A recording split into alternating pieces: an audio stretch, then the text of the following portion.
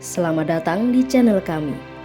Pada episode kali ini, kita akan mengajak pemirsa untuk mengikuti proses pembuatan tahu, hingga cerita di balik getirnya para pembuat tahu. Seperti apa kisahnya? Simak hanya di Jejak Nanta dalam program Salam Indonesia.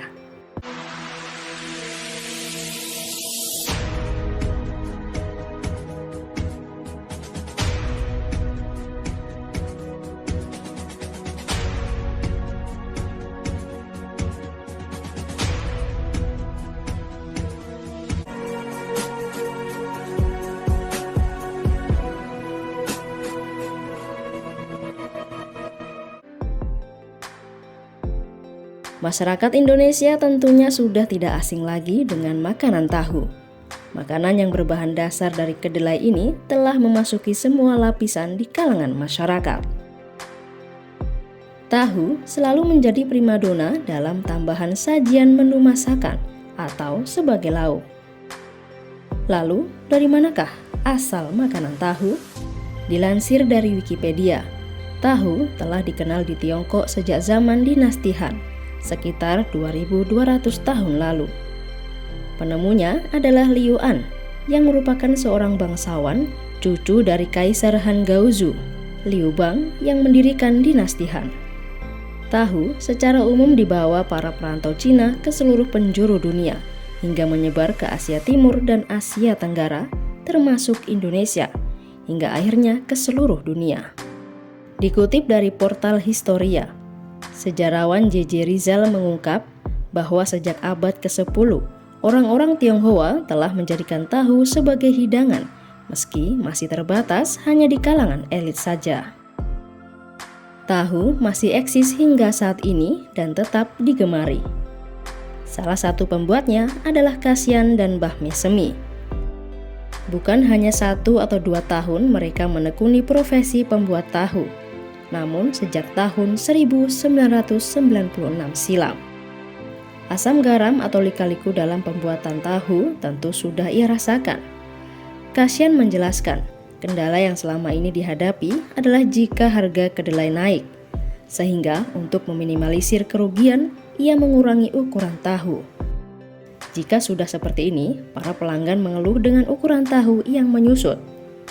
Selain itu juga saat harga minyak goreng mahal, karena ia juga memproduksi tahu yang telah digoreng. Sementara itu, faktor cuaca juga sangat berpengaruh, karena kayu bakar yang digunakan bisa basah terkena air hujan. Apa aja itu Pak? Pak Kasian. Pak Kasian. Ya. Sudah lama Pak buat tempe tahu. Sekitar tahun 96. Itu juga-duganya pada mawar Pak. Kedelai larang, minyak larang.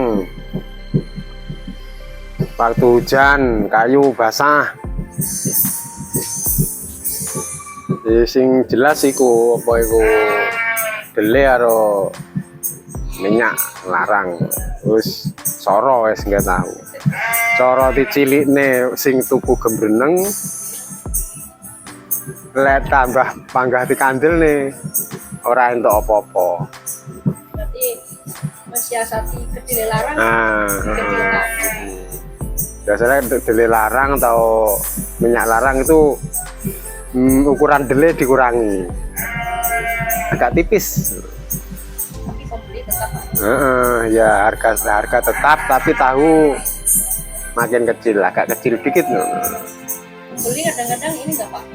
Ngeluh nggak Pak dengan ukurannya? Kok malah cilik-cilik toh Pak? Ya piye? Sekarang gimana?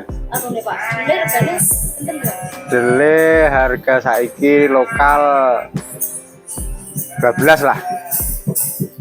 Ada yang 11,5, ada yang 12. Kalau impor itu rata-rata 14.000. Mahal Pak. Sekarang jadi mahal. Mahal deh. Kalau minyak goreng curah itu hampir 15.000. Sehari berapa kilo Pak? Biasanya ya 50 kilo lebih lah, setengah kintal. Kalau nilai larang ini berapa, kurangnya dikurangi berapa senti gitu Pak? Biasanya sampai 2 kilo 8 on dikurangi jadi 2 kilo setengah, 2 kilo 6 on gitu. Itu kan agak kecil dikit, tapi kualitas tetap sama. Coro mekare tahu digoreng itu tetap, harganya juga tetap, tapi ukuran tahu agak tipis dikit. Di ruangan inilah Kasyan dan Mbah Mesemi menjemput rezeki.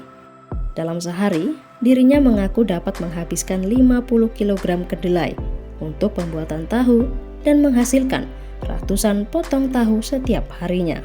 Proses pembuatan tahu tidaklah rumit. Menurut Kasyan, karena sebagian besar warga di lingkungannya berprofesi sebagai pembuat tahu, maka terkenal dengan sebutan blok tahuan yang berada di Desa Kedung Gebang, Banyuwangi, Jawa Timur. Proses pembuatan tahu ini rumit nggak? Ya sebenarnya juga enggak. Rumitnya yang sulit hanya ngasih air ini, cokak namanya. Ngasih cokak. Jadi harus hati-hati. Kalau kebanyakan ini jadinya di sini gak keras-keras, lunak terus. Untuk pemasarannya cepat Pak ya? Nah iya gampang. Wilayah sini aja atau daerah? Ya luar daerah hanya luar daerah desa, nggak sampai luar kecamatan. Berhentinya itu kadang-kadang ya hanya 5 hari, seminggu gitu. Pernah nggak Bu ya? Kalau Bapak pakai gulungan impor? Campur. Kualitasnya lebih baik mana? Tinggal yang bikin. Biasanya kalau impor, hanya impor, khusus impor itu rasanya nggak seperti delay lokal. Kalau kebanyakan air ini biasanya kecut rasanya.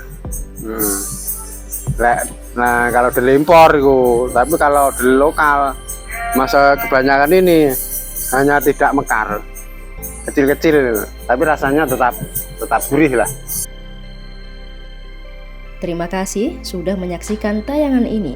Silahkan tinggalkan kritik dan saran yang membangun agar channel kami semakin berkembang.